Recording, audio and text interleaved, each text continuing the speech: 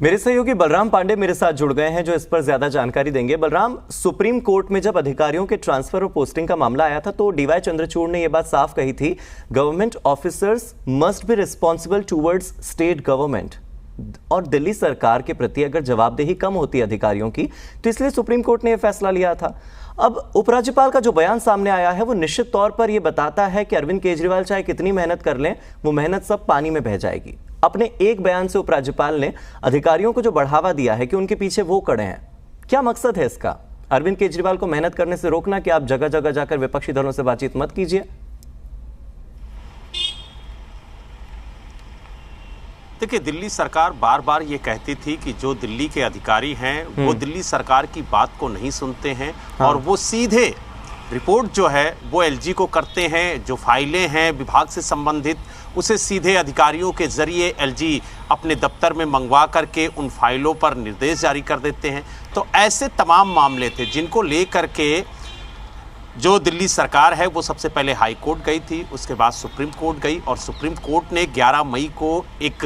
फैसला सुनाया जिसमें ये साफ तौर से कहा कि जो दिल्ली में प्रशासनिक सेवाएं हैं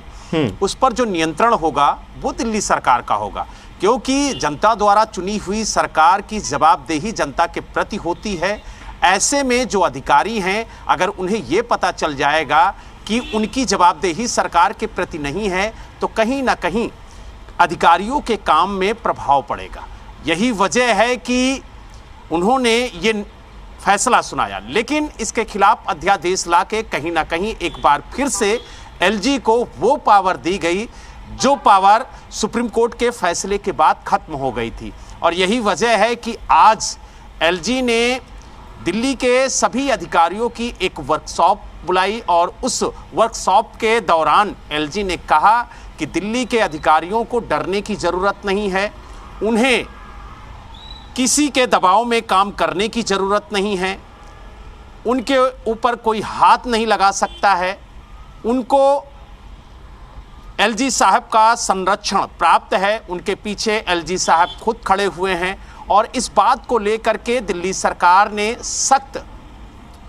ऐतराज़ जताया और कहा कि इस तरीके की बयानबाजी कहीं ना कहीं हल्की बयानबाजी है, क्योंकि अधिकारियों की जवाबदेही जनता के प्रति तय होनी चाहिए और अगर अधिकारी जनता के प्रति जवाबदेही के लिए तय नहीं होते हैं तो कहीं ना कहीं अधिकारी निरंकुश हो जाएंगे। और जिस तरीके से एलजी साहब ने आज इस वर्कशॉप के दौरान बयान जारी किया है वो कहीं ना कहीं गलत है, क्योंकि अधिकारियों की जवाबदेही सुनिश्चित होनी चाहिए और इसी की मांग को लेकर के दिल्ली सरकार सुप्रीम कोर्ट गई थी। लेकिन आज जिस तरीके से बयान, बलराम एक बात बताइए, उपराज्यपाल का जो बयान है क्या वो सिर्फ अधिकारियों के लिए एक मोटिवेशन है या फिर यह खुली चुनौती है दिल्ली सरकार को कि आप कितने ही हाथ पैर मार लीजिए लेकिन दिल्ली पर हाथ तो हमारा ही रहेगा? बिल्कुल, देखिए जिस तरीके से एलजी साहब ने आज अपने संबोधन के दौरान कहा कि जो अधिकारी हैं वो बिना डर के काम करें, वो किसी दबाव में ना आएं और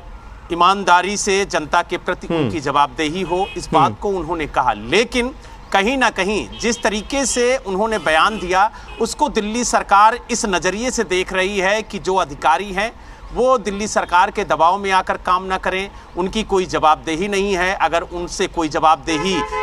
करता है या उनसे कोई जवाबदेही तय करता है तो उनके पीछे एलजी साहब खड़े हैं। तो कहीं ना कहीं अब एक बार फिर तकरार जो है वो दिल्ली सरकार और एलजी के बीच में साफ देखने को मिल रही है, क्योंकि अधिकारियों को सीधे ये कहते हुए एलजी साहब नजर आ रहे हैं कि वो काम करें, उन्हें किसी से डरने की जरूरत नहीं है। और दिल्ली सरकार ये कह रही है कि इनकी जनता के प्रति जवाबदेही तय हो। अगर जवाबदेही तय नहीं होगी तो कहीं ना कहीं अधिकारी बेलगाम यानी निरंकुश हो जाएंगे। तो ऐसे में अब देखने वाली बात यह है कि दिल्ली से सरकार के जो अधिकारी हैं वो किसका आदेश मानेंगे, एलजी का या फिर